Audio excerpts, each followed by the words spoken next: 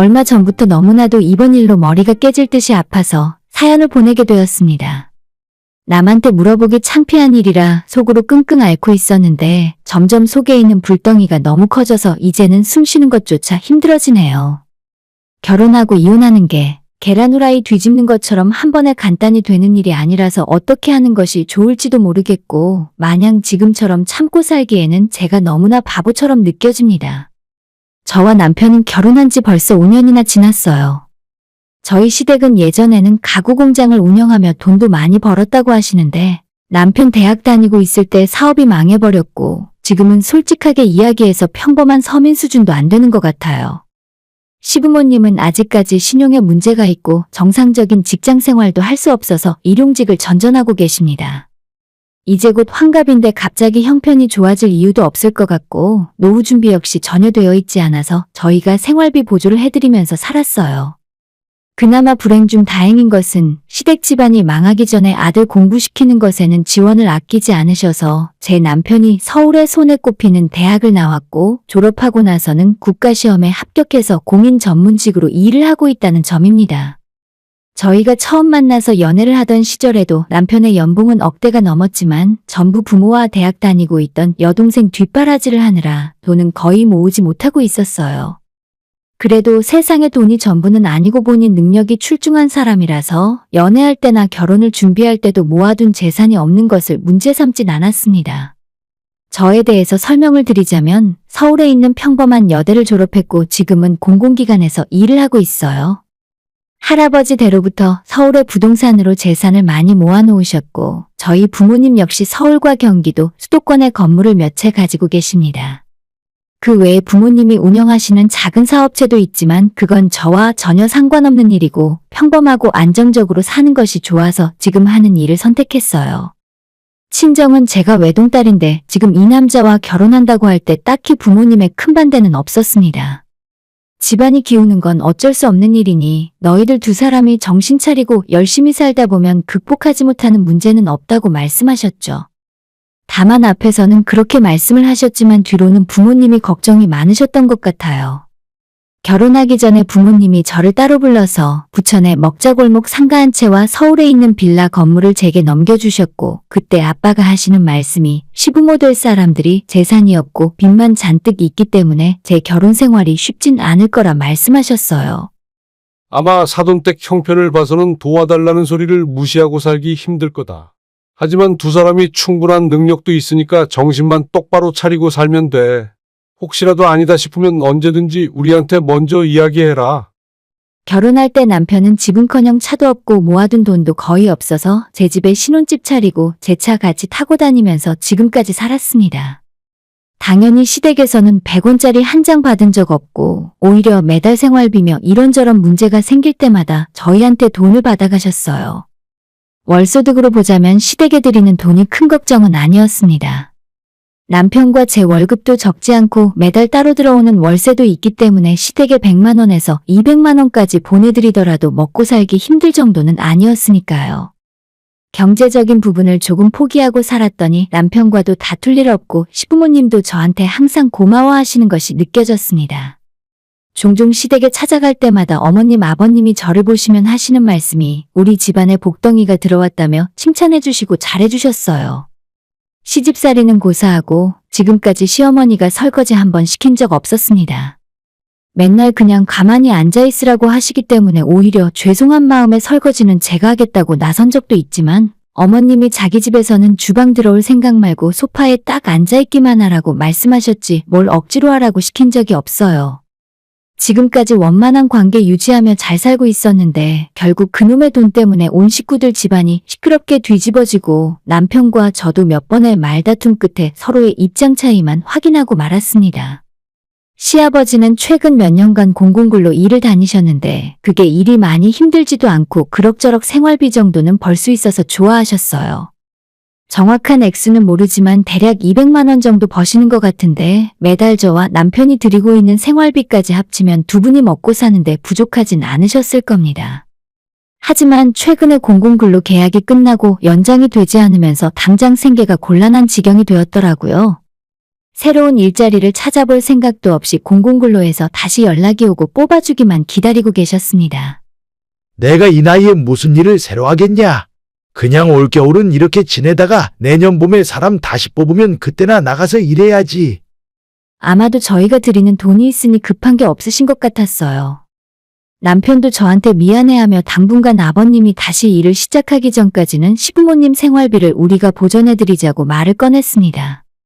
그래서 지금까지 매달 250만 원에서 300만 원 정도를 시댁에 보내드리고 있었는데 시간이 지나면 지날수록 조금 기분이 이상해졌습니다. 친정부모님은 재산이 그렇게 많고 솔직히 일을 하지 않으셔도 아무 상관없는 분들인데 일주일에 6일씩 나가서 일을 하고 계세요. 직장을 다니는 건 아니고 본인들 사업체긴 하지만 그래도 9시에 출근해서 5시까지 일을 하십니다.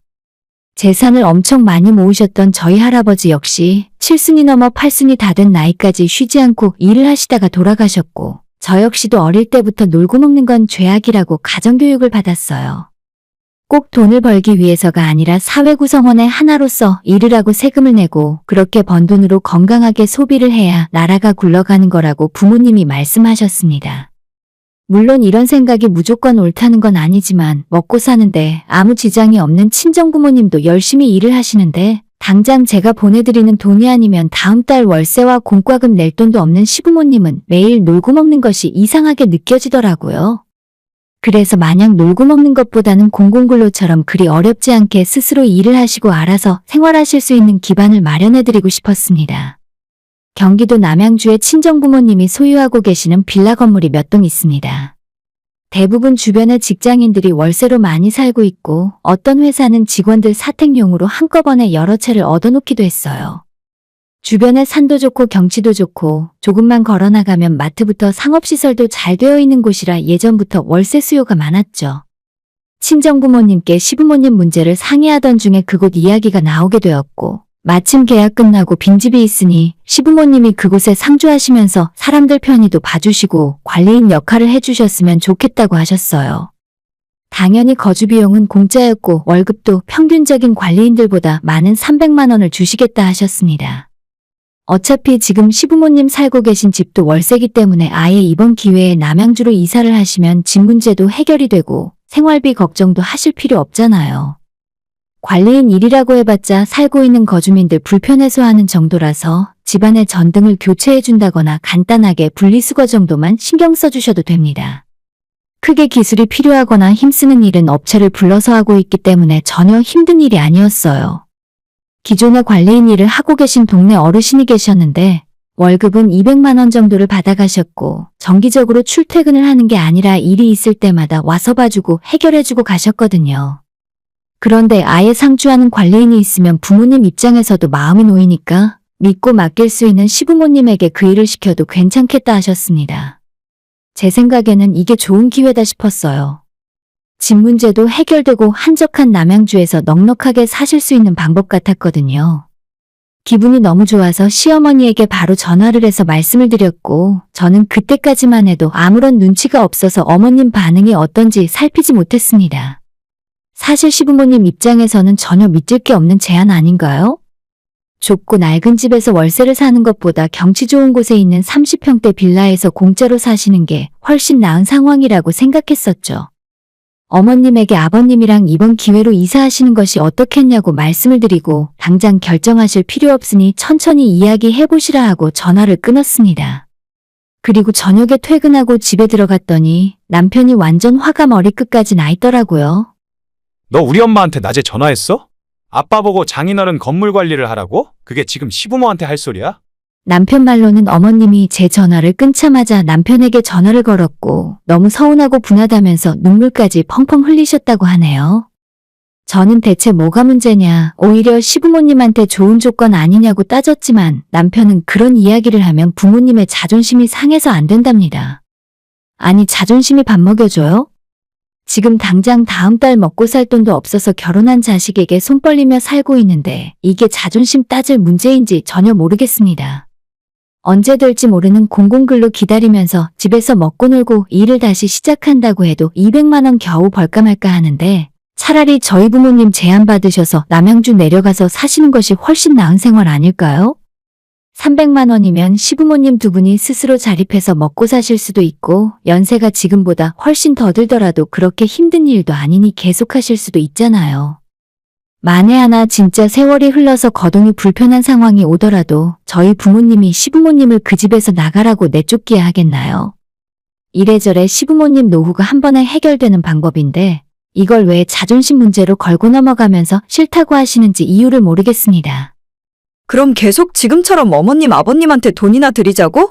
아무리 당신이 돈을 잘 벌어도 한 달에 300만 원이나 보내드리는 게 맞는 일이야? 제가 남편에게 따지고 물었더니 우리 두 사람 아직 아이도 없어서 크게 돈 들어갈 곳도 없고 무엇보다 저랑 우리 집안에 재산이 많은데 고작 그 정도 가지고 뭘 그렇게 아까워하냐며 오히려 큰 소리를 치더군요. 재산이 수십 수백억이 있더라도 아직 환갑도 지나지 않은 정정하신 시부모님이 평생 놀고 먹을 수 있게 돈을 보내주는 건 다른 문제라고 생각해요. 그저 놀고 먹는 꼴이 보기 싫어서 돈이 아까운 게 아니라 저는 우리 부모님께 그렇게 배웠고 제 스스로도 그래선 안 된다고 생각하거든요. 당장 이번 일을 넘어가더라도 앞으로 점점 일하기 싫어하시고 저희한테 더 큰 돈을 달라고 하실 텐데 그런 생각은 아예 안 하고 있나 봐요. 서로 의견이 너무 안 맞아서 남편이랑 많이 싸웠습니다. 당신은 당신 부모님에 대한 대책이 있긴 한 거냐. 앞으로 최소 30년 이상 더 사실 건데 매달 생활비, 병원비 보조하면서 살 수 있냐고 제가 따져 물으면 남편은 그럴 때마다 항상 너는 돈도 많은 애가 왜 그렇게 돈돈거리냐고 자기 집안일은 알아서 할 테니까 주제 넘은 짓 하지 말라고 화를 냈죠. 결국 저도 알아서 하라 이야기하고 앞으로 시부모님 일은 제가 신경 안 쓰겠다 했어요. 남편에게 당신 부모님 일은 생각만 해도 머리 아프니까 앞으로 나한테 돈 보내줘야 한다 어쩐다 말하지 말고 스스로 해결하라고 했더니 남편도 그때부터 자기 월급은 자기가 직접 관리하겠다 하더라고요. 그 뒤로 서로 대화도 안 하고 한 집에서 살고는 있지만 남남이나 마찬가지입니다. 물론 시부모님 입장에서 제가 하는 소리를 받아들이기 힘들었을 수도 있어요. 하지만 대체 언제까지 자식한테 손 벌리며 살 생각인지도 모르겠고 솔직히 저는 더 이상 시부모에게 끌려다니며 살고 싶은 생각도 없어졌어요. 남편 앞에서 말은 안 했지만 일 안 하고 놀고 먹고 자식이 벌어다 주는 돈으로 술이나 마시는 시부모님이 너무나도 한심하게 느껴집니다. 어디가 아프거나 진짜 연세가 너무 많으셔서 일을 하기 힘든 나이면 말을 안 하겠어요. 시부모님 취미가 등산이고 요즘은 일도 안 다니시니 일주일에 3번씩 산에 올라다니며 운동을 하십니다. 그럴 힘이 있으면 뭐라도 하면 되는 거 아닐까요? 이 문제로 남편이랑 대화를 하면 무조건 싸움으로 이어지고 이제는 신경 쓰기 싫어서 그만하고 싶어요. 시부모님 살아생전에 남편이 버는 돈 다 가져다 쓰시고 우리 부부 노후 문제는 제 돈으로 할 생각인 건지 답답하기만 합니다. 후기입니다. 안녕하세요. 결혼 생활을 계속 이어가야 하나 말아야 하나 고민하고 있던 와중이었는데 결국 시댁에서 종지부를 찍어주셨습니다. 아버님이 얼마 전에 술이 잔뜩 취해서 저한테 전화를 하셨습니다. 한밤중이라 받을까 말까 고민하다가 두 번째 전화가 왔을 때 결국 받았는데 받자마자 저와 친정부모님 욕을 하시더라고요. 야, 나보고 너네 집안 노비 일이나 하라고? 이딴 소리나 들으려고 내 아들이랑 결혼시킨 줄 알아? 사람을 얼마나 우습게 봤으면 이딴 소리나 하고 자빠졌냐? 너나 너희 부모나 돈 좀 있다고 그따위로 사람 무시하면 안 돼. 나도 왕년에는 잘 나갔어. 핸드폰 너머로 아버님 소리 지르는 걸 옆에서 듣고 있던 남편이 결국엔 제 전화기를 뺏어서 통화 종료 버튼을 눌렀지만 이미 제 기분은 최악이었어요. 좋은 의미로 했던 제안이었는데 하기 싫으면 싫은 거지 이런 소리로 돌아올 줄은 전혀 몰랐거든요. 결국 남편에게 당신이나 당신 부모들을 앞으로 보고 싶지 않다고 말했고 내 집에서 하루빨리 정리하고 나가달라고 최후 통첩을 전했습니다. 이틀 뒤에 남편은 회사 근처 자취방을 구해서 나가더라고요. 다음 주에 만나서 이혼서를 제출하고 모든 관계를 완전히 정리하기로 했습니다. 주변 눈치가 무섭고 친정부모님에게 어떻게 말을 해야 좋을지 몰라서 이혼을 고민하고 있었는데 사람들한테 망신당하는 것보다 저런 인간들에게 제 인생을 휘둘리며 사는 것이 더 싫었습니다. 어쩜 이렇게 부모님이 걱정하시던 그대로 일이 굴러가는지 신기하기만 합니다. 남편이야 자기 일 열심히 하는 사람이라 문제 없을 줄 알았는데 시부모님이 완전 구제불능일 줄은 예상 못했네요. 고민은 여기까지만 하고 이혼한 후에 제 삶을 다시 빠르게 회복하고 싶어요. 오늘의 사연은 여기까지입니다. 구독과 좋아요, 알람 설정 부탁드려요. 다들 행복하시고 좋은 하루 되세요.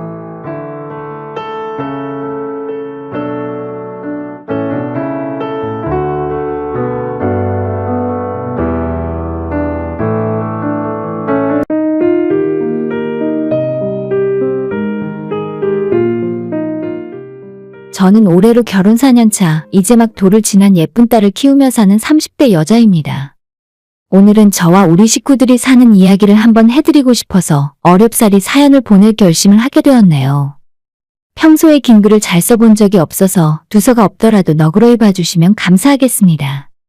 세상에 딸 같은 며느리라는 말이 많이 있잖아요? 저희 시어머니도 제가 시댁에 처음으로 인사드리러 갔을 때 당신께서 딸이 없고 아들만 하나 키우느라 아쉬움이 많으셨다고 말씀하셨어요. 내가 진짜 딸 하나 더 낳고 싶었는데 옛날에 우리 집이 먹고 살기 힘들어서 딸 없이 산 게 평생의 한이 됐어. 만약에 너희들 결혼하게 되면 내가 며느리라 생각 안 하고 우리 딸이라 생각하면서 평생 예뻐해 줄 테니까 너무 겁먹거나 걱정하지 마. 요즘에 시집살이 시키는 간 큰 시어머니가 어디 있니? 처음 인사드리러 간 자리에서 이렇게 말씀을 하시길래 솔직히 속으로 코웃음을 쳤습니다. TV 드라마나 주변의 많은 사람들 이야기를 들어봐도 세상에 딸 같은 며느리가 어디 있겠어요? 아무래도 팔은 안으로 굽는 법이고 남의 집 딸보다는 자기 아들이 우선이겠죠. 그냥 인사치레로 하시는 말씀이라 생각하면서 한 귀로 듣고 한 귀로 흘렸습니다. 어차피 저도 시어머니에게 딸처럼 잘할 자신 없었고 처음에야 저렇게 말을 하는 거지 막상 결혼하고 살다 보면 시부모보다는 남편과의 관계가 훨씬 중요하다고 생각했어요. 결혼식 올리고 초반 신혼 때도 어머님이 정말 제게 잘해주셨습니다. 어머님도 성격이 쾌활하시고 저도 사회생활 오래 하면서 부침성이 좋은 편이라 시어머니께서 저를 우리 딸이라 부르시며 잘 챙겨주시더라고요. 가끔 시댁에 찾아가면 손가락 하나 까딱하지 말라 하시면서 마치 어릴 때 할머니 집에 온 것처럼 계속 먹을 걸 가져다 주시고 그냥 소파에 편히 누워서 TV 보고 놀다 가라고 말씀하셨습니다. 속으로 이래도 되나 싶어 어리둥절하면서도 시부모님이 워낙 편하게 저를 대하시니 그냥 이 순간을 즐기기로 마음을 먹었어요. 시댁 도착하면 어머님이 주신 편한 옷으로 갈아입고 남편이랑 소파에서 편하게 뒹굴거리며 아버님이랑 같이 야구 보고 뉴스 보고 어머님이랑 드라마나 트로트 방송 같이 보면서 이것저것 설명하시는 걸 듣다 보면 나름 재미도 있더라고요. 밥 차리는 것부터 치우고 설거지하는 것까지 저는 손도 못 대게 하시고 아예 주방엔 들어오지도 말라며 물 한 잔 마시는 것도 직접 떠다 주셨어요. 아이고, 우리 딸 그냥 필요한 거 있으면 나한테 말만 해라. 못난 내 아들이랑 결혼해서 살림하며 사느라 힘들 텐데 집에 오면 내가 다 해주고 싶어서 그래.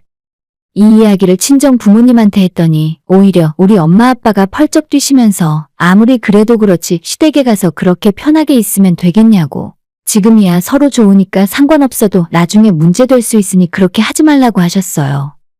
제 생각도 시부모님이 저한테 지나치게 잘해주시는 이유가 제가 남편이랑 잘 지냈으면 하는 마음에 더 오버해서 잘해주시는 거라 생각했었죠. 아무리 딸 같은 며느리를 원한다고 해도 세상에 그런 게 어디 있겠습니까? 저희 부부가 조금 남들과 달랐던 점은 제가 남편보다 연봉이 높다는 점이었어요. 남편은 7급으로 시작해서 지금은 6급 공무원이고 저는 이름 들으면 다들 아실 만한 IT 대기업에서 일을 하고 있어요. 매달 통장에 꽂히는 실수령 금액과 연말 명절 보너스 등을 합쳐보면 남편과 제 연봉이 2배 정도 차이가 나거든요. 그래도 공무원이라 집 살 때 대출 받는 점에서도 남편이 조금 유리한 부분이 있고 나중에 늙어서 연금 나오는 것도 있으니 이래저래 서로의 부족한 부분을 잘 채워주는 사이라고 생각해요. 프로포즈를 받고 결혼을 하려고 보니 제가 그동안 결혼 자금으로 모아둔 돈이 남편보다 훨씬 많더라고요. 애초에 부모님에게 금전적인 지원은 받지 말자고 이야기했기 때문에 남편이 모은 돈 7천만 원, 그리고 제가 모은 1억 8천이 있었고 나머지 금액은 남편 명의로 대출을 받아 신혼집을 구입했었죠. 아정엄마, 얘기 들었어. 얼마 전에 인터넷 정수기 약정 끝났다며? 그거 가만히 두면 지원금 한 푼도 못 받고 손해야. 에이, 요즘 그거 모르는 사람이 어디 있어? 인터넷 가입 가전 렌탈 대리점 아정당에 전화 한 통이면 인터넷 TV 최대 47만 원, 정수기는 최대 30만 원을 설치 당일 받을 수 있잖아. 맞아, 역시 아정엄마답네. 쓰던 요금 그대로 새 제품의 지원금까지 받을 수 있는데 똑순이 아정엄마가 이걸 놓칠 리 없지. 아정당이니까 믿고 바로 한 거지. 매달 10,000명 이상 신규 가입하는 가입자 수 독보적 1위 대리점이잖아. 누적 후기만 15,000개 이상이라니까? 365일 밤 10시까지 언제든 상담 가능한 건 또 어떻고? 알뜰폰까지 쓰던 번호 그대로 개통 가능하다니까 너무 좋지. 인터넷 정수기 알뜰폰은 역시 아정당. 이 영상 보시고 18만 아정당 유튜브 채널 구독만 해도 100만 원 상당의 최신형 휴대폰 증정 이벤트 참여할 수 있으니 꼭 구독하시고 경품까지 노려보세요. 결혼 준비를 하고 있으면 항상 시어머니가 집에 놀러 오라고 자주 부르셨고, 그때마다 저한테 하시던 말씀이 너는 인물도 좋고 능력도 좋은데 왜 자기 아들이랑 결혼해서 고생하며 살려고 하냐고 바보 멍청이라고 하셨습니다. 처음엔 적응이 안 됐지만 나중엔 그게 저를 돌려서 칭찬하시는 말이라는 걸 알게 되었죠. 저희 남편이 정말 성격이 좋고 배려심이 많아요. 보통 남자들이 여자보다 벌이가 적으면 괜한 자격지심에 성격이 삐뚤어지거나 부부싸움의 원인이 되기도 한다는데 남편은 그런 게 하나도 없습니다. 여보는 내가 월급이 더 많은 거 보면 안 좋은 생각이 들지 않아? 다른 남자들은 괜히 자존심 상해하고 질투하고 그렇다던데? 하고 물어봤더니 오히려 남편이 하는 말은 제가 돈을 많이 벌어와서 좋다면서 그때 제 뱃속에 아이가 있었는데 원한다면 자기가 육아휴직해서 살림하고 뒷바라지 해줄 테니 밖에 나가서 돈이나 많이 벌어오라 하더라고요. 실제로 아이 낳고서 제가 육아휴직으로 6개월 쉬었고 그 뒤로는 남편이 아니라 시어머니께서 아이를 전부 봐주셨어요. 저도 1년은 채워서 쉬고 싶었는데 도저히 회사 눈치가 보여 그렇게 할 수는 없겠더라고요. 시어머니가 저희 집안일도 자주 도와주시고 특히 아이 보는 건 도와주시는 정도가 아니라 저보다도 더 기저귀를 많이 갈아주셨고 분유도 더 많이 타서 먹이셨죠. 사실상 우리 딸은 어머님 손에서 길러졌다고 해도 과언이 아닙니다. 지금도 저는 회사 일 때문에 출퇴근 시간이 들쭉날쭉이라 좋은 엄마 좋은 아내 역할을 다하기는 힘든 상황이에요. 대신 매일 정시에 퇴근하는 남편이 제가 해야 할 집안일까지 다 해주고 있고 어머님께서 제가 퇴근할 때까지 아이를 봐주시니까 아이 낳고 나서도 직장 생활을 아무 문제 없이 하고 있어요. 제가 업무적인 특성상 불규칙한 야근이 잦고 주말에도 회사에 호출이 있으면 출근을 해야 하는 때도 적지 않습니다. 그때마다 항상 군말 없이 저희 집에서 아이를 봐주셨고 제가 퇴근하는 시간에 맞춰서 따뜻한 집밥까지 차려놓고 저를 기다리셨어요. 우리 딸 퇴근했냐? 일하느라 힘들지? 빨리 들어와서 저녁 먹어. 내가 굵고 칸 냄비 끓여놨으니까 뜨끈하게 말아먹고 일찍 씻고 자라. 아까 1시간 전에 세영이 분유 타서 먹였고 오늘 목욕도 시켜놨다. 그럼 나는 가볼 테니까 저녁 먹고 편히 쉬어라.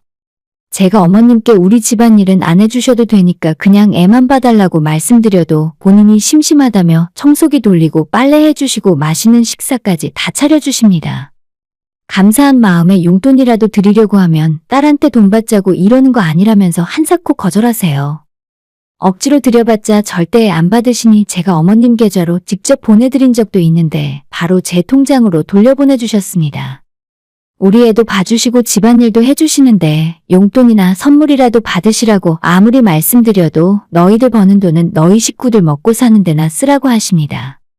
평생 용돈 안 줘도 되니까 괜히 그런 걸로 부담 갖지 말고 대신 딸이랑 같이 시댁에 자주 놀러 오라고 말씀을 하셨어요.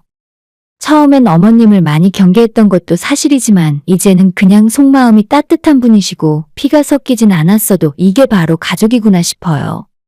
가끔 주말에 남편에게 아이 맡겨놓고 어머님이랑 마트에 장 보러 같이 가서 재료 사다가 시부모님과 함께 저녁 만들어서 먹곤 합니다. 아이 물건 사러 백화점 갈 때도 남편보다는 어머님이랑 다니면 더 재밌어요. 옷이나 물건도 더 잘 봐주시고 수다 떨다 보면 시간 가는 줄 모르겠더라고요. 예전에는 어머님 아버님이 저한테 잘해주셔도 남편 없이 저 혼자 만나기에는 부담스러웠는데 이젠 남편 없어도 저 혼자 딸 데리고 시댁에 자주 놀러 갑니다. 얼마 전부터는 어머님이랑 같이 목욕탕도 가봤는데 서로 목욕하는 취향도 비슷해서 같이 다니니까 즐겁더라고요. 제 친구들한테 시어머니랑 같이 목욕탕 다닌다고 이야기했더니 그게 말이 되는 소리냐고 경악을 금치 못했습니다. 그런데 저는 어머님이랑 같이 옆에 누워서 세심받고 식혜를 마시면서 마스크팩하고 수다 떨고 있으면 3시간, 4시간이 그냥 지나갑니다. 아마 어머님이랑 나이 차이가 나지만 대화가 잘 통해서 더 그런 것 같아요. 시어머님이 말로만 우리 딸 하시는 게 아니라 제가 작년에 남편이랑 사소한 문제로 다투다가 싸움이 커진 적이 있었거든요. 회식을 하고 11시쯤 집에 돌아가려고 휴대폰을 보니 부재중이 10통이나 와 있었습니다. 분명 오늘 회식한다고 며칠 전에 얘기를 했었고, 그날 급하게 퇴근하느라 남편에게 늦게 들어간다고 문자를 쓰다가 미처 전송 버튼을 못 눌렀더라고요. 남편도 깜빡했는지 전화를 하자마자 화를 내더군요. 아니, 늦게 오면 늦게 온다고 말을 좀 해주지. 나는 퇴근하면 집안 정리하고 엄마가 집에 돌아가면 세영이 보면서 너만 기다리고 있는데 연락 한 통이 그렇게 어렵냐? 애 봐주는 우리 엄마한테 안 미안해? 너는 이제 내 생각도 안 하냐? 일찍 좀 다녀, 애 엄마야. 미안해. 걱정했어? 엊그제 내가 말했잖아. 오늘 회식이라고. 근데 말이 좀 심하네. 평소에 불만이 그렇게 많았니? 지금 생각해보면 아무 일도 아니지만 서로가 서로에게 서운해하고 자존심을 세우다 보니 이상하게 부부싸움이 며칠 동안 계속됐어요. 남편 꼴도 보기 싫어서 아이까지 데리고 집에서 나왔는데 막상 집을 나왔더니 아이와 함께 마땅히 갈 곳이 없었습니다. 친정으로 가기엔 은근히 멀고 또 우리 친정부모님한테 남편이랑 부부싸움했다고 걱정 끼쳐드리고 싶진 않았어요. 저도 그때 무슨 생각으로 왜 그랬는지는 모르겠는데 자연스럽게 택시를 잡아타서 가까운 시댁으로 향했습니다. 예고도 없이 아이와 함께 현관문을 열고 제가 들어갔더니 시부모님이 놀라시더라고요. 솔직하게 남편이랑 싸우고 얼굴 보고 있기 싫어서 집 나왔다고 했더니 시어머니께서 제 이야기를 다 듣기도 전에 자기 아들 욕을 막 하시는 거예요. 이런 썩을 놈을 봤나? 지가 뭘 잘했다고 집안에서 큰 소리야? 내가 아주 홍군형을 내줄 테니까 오늘은 아무 생각 말고 우리 집에서 푹 쉬고 가라. 세영이는 이리 줘. 할미가 봐줄 테니까 너는 누워서 잠 좀 자고 편하게 있어. 밥은 먹었니? 뭐 치킨이라도 시켜줄까? 순간 제가 친정에 온 건지 시댁에 온 건지 헷갈릴 정도였습니다. 어머님께서 그날 밤늦게까지 제 옆에서 같이 수다 떨어주셨고 저랑 같이 남편 험담을 하면서 무조건 제 편을 들어주셨습니다. 어머님이 그렇게 해주시니까 오히려 제 마음이 더 금방 풀리고 남편에 대한 원망이 사르르 녹더라고요. 그날 시댁에서 하루 자고 다음날 일찍 집에 돌아와서 남편이랑 맛있는 거 먹고 서로 간의 오해를 다 풀었어요. 더 오래 질질 끌고 화를 내보려고 해도 전날에 어머님이랑 남편 뒷담화하면서 기분이 싹 다 풀려서 웃음이 자꾸 나더라고요. 거기서 끝이 아니라 그날 이후로 어머님이 저희 남편만 보면 너는 마누라한테 저라고 업고 다녀도 모자란데 왜 못 살게 구냐고 혼을 내십니다. 이제는 안 싸우고 저희도 다 풀렸다고 말씀을 드려도 맨날 저 대신 남편을 혼내주세요.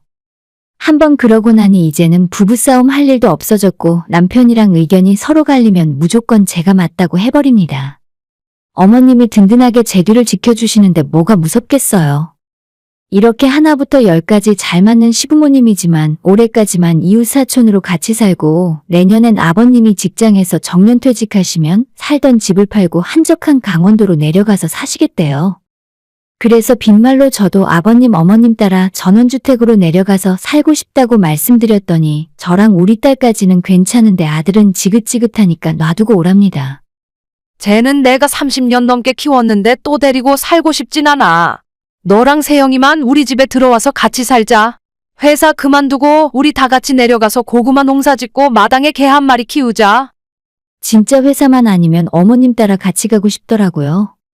제가 과장해서 하는 이야기도 아니고 지금까지 4년 동안 이 집안의 며느리로 살면서 단 한 번도 시부모님이 저한테 잔소리하거나 이거 해라 저거 해라 간섭하신 적도 없었습니다. 항상 제 생각이 옳다 하시고 너희 식구들만 행복하게 살면 바랄 거 없다고 말씀하셨죠. 세상에 딸 같은 며느리 없고 친엄마 같은 시어머니는 말도 안 되는 소리라고 하지만 저희 식구들은 조금 특별한 것 같아요. 앞으로도 더도 말고 덜도 말고 딱 지금처럼만 잘 지냈으면 좋겠습니다. 모든 고부관계가 전부 심각한 갈등 관계만 있는 것이 아니라 저희 식구들처럼 잘 지내고 있는 사람들도 많다는 걸 알려드리고 싶었어요. 다들 새해에는 가족끼리 갈등 없이 행복하게 지내셨으면 좋겠습니다. 오늘의 사연은 여기까지입니다. 구독과 좋아요, 알람 설정 부탁드려요. 다들 행복하시고 좋은 하루 되세요.